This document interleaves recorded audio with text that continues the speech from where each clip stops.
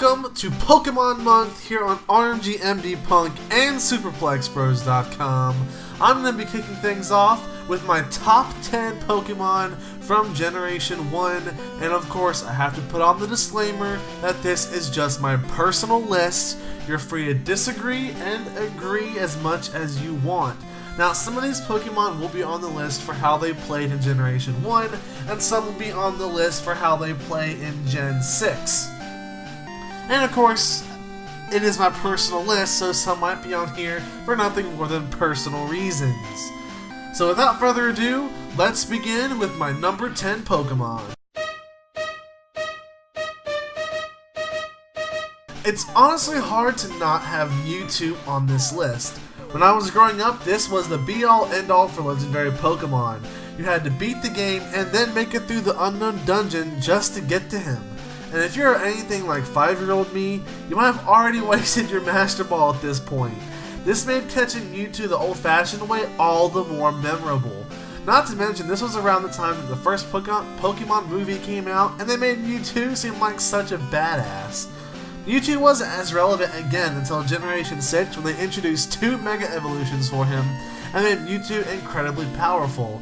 I personally think Mega Mewtwo Y was better because of the boost they gave his already insanely high special attack. Never stop being badass, Mewtwo.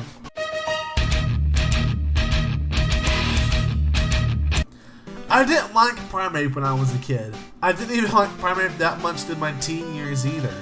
In fact, I thought Primeape was pretty god-awful because of his terrible defense stats. It wasn't until I played PokeMMO with Dave I really began to appreciate Primeape.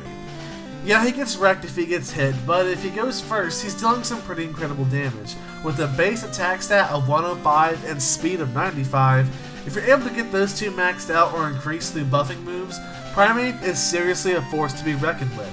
Though he doesn't actually work out that well in the competitive scene since there are way better choices if you're looking for a fighting type, regardless of this, Primeape has a special place on this list solely because he's able to make me go from hating him to loving him in just one playthrough.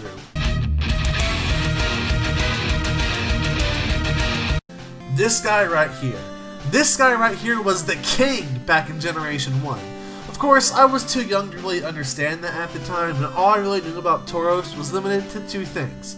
1, it was really hard to catch in the Safari Zone, and 2, Ash had a stupid amount of them in the Pokemon anime. Now once again, going back to my journey in PokeMMO, I would actually catch 2 Tauros back to back with 1 Safari Ball each. Before we finished our time in the Safari Zone, I had caught enough Tauros to casually trade away to Dave and our friend Seven, who was playing the game with us at the time. Tauros is behind my greatest moment in the Safari Zone, and for me, that's more than enough justification for him to get on the list, stats and moves aside. Speaking of Pokemon that I struggled catching in the Safari Zone, that brings me to my number 7 choice, Kangaskhan. I've only successfully caught Kangaskhan once, and you'll never believe it, but it was in PokeMMO again. So basically, when it comes to the actual main Pokemon games, I was never able to actually catch one in the Safari Zone.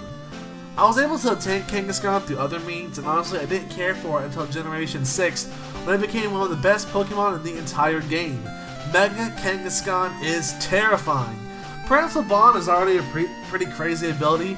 When combined with Mega Kangaskhan's insane stats, it becomes a thing of nightmares. In fact, this Pokemon is so good that it's currently the only non-legendary banned Pokemon in the Superplex Pokemon League. Crazy stuff. Unless I'm playing a very specific run of Pokemon Generation 1 or 2, this guy is going to be on my team. I love Gyarados. I don't even know where to begin talking about my love for him, so I guess I'll start with my first encounter with it. The first time I saw Gyarados was actually in the Pokemon anime when James's Magikarp evolved into Gyarados and sank the SS Sand and almost killed the entire cast.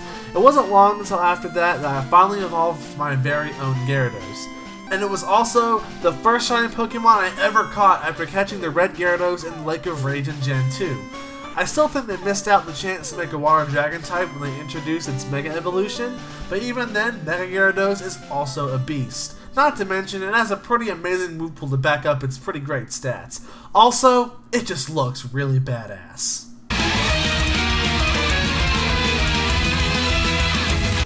You might be surprised to see this Pokemon on the list at all. And if you had told me a couple of months ago that Clefable would be on my list, let alone spot number 5, I would have laughed. I never liked Clefable. I always thought that it was completely and utterly useless. But then Gen 6 happened and it became a fairy type. But even then, before I got into competitive battling, I just laughed it off. It was only Clefable after all. It wasn't until I started actively playing Pokemon Showdown and really started to learn about competitive battling that I realized Clefable is a beast. Thanks to the fairy typing, it resists a lot of common types, including some of its former weaknesses, and is only ranked by some of the more uncommon types. Of course, a lot of people have modified movesets and teams to take on fairy Pokemon, but if you let Clefable raise its defense and special defense, you're in for a world of hurt. Clefable's turn from being useless to being amazing in my eyes is even more impressive than the change of heart I had on Primeape. And it's hard not to have this beefy fairy-based bastard on the list at this point. When I first wrote up this list, I somehow forgot about this badass guy right here. Gengar is a pretty awesome Pokemon, despite how the anime portrayed him in his first appearance. Gengar is a scary mofo, and back in Gen 1, he was the only ghost type. Yeah, so naturally he was pretty powerful, and they just made him even better with his Mega Evolution. He becomes one of the fastest Pokemon in the game, and the Pokemon that can actually get away from him are slim to none. Of course, Gengar is sadly a glass cannon, and you can crush him pretty easily if you can survive one of its attacks. If it wasn't for its awful defense, Gengar probably would have been number 1 on the list, and could be one of the best Pokemon in history. Charmander was my very first Pokemon, and honestly, I usually picked the Fire Starter after sawing the trend back in Gen 1. It wasn't until Gen 6 that I actually picked the Water Starter willingly, and even then I was able to add Charmander to my team later. Charizard has always been a personal favorite of mine. In the games, he was awesome. In the card game, he was awesome. It was also the first holo card I ever pulled. In anime, he was awesome. I mean, I guess I just really like badass dragons, even though he isn't a dragon type without turning him into Mega Charizard X. But Mega Charizard Y is also pretty fucking scary, with an incredible special attack stat, and when combined that with Air Slash, can really lead to a bad time for your opponent.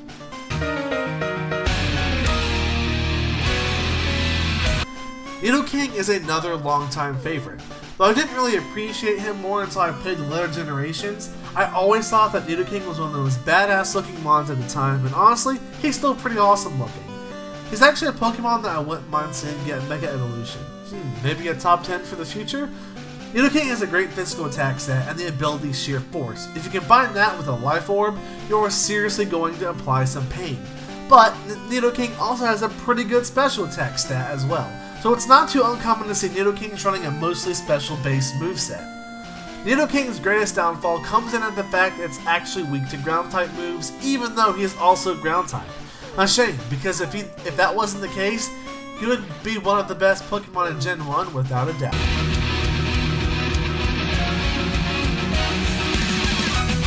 And finally, we get to number 1. A year ago, Dragonite and Charizard would be in opposite places, but Dragonite is the only Pokemon that I've actually soloed Gen 1 with. I accepted Dave's Master Log Challenge earlier this year, and Dragonite was a Pokemon I had to take with me for the entire journey, and I became a huge Dragonite fan.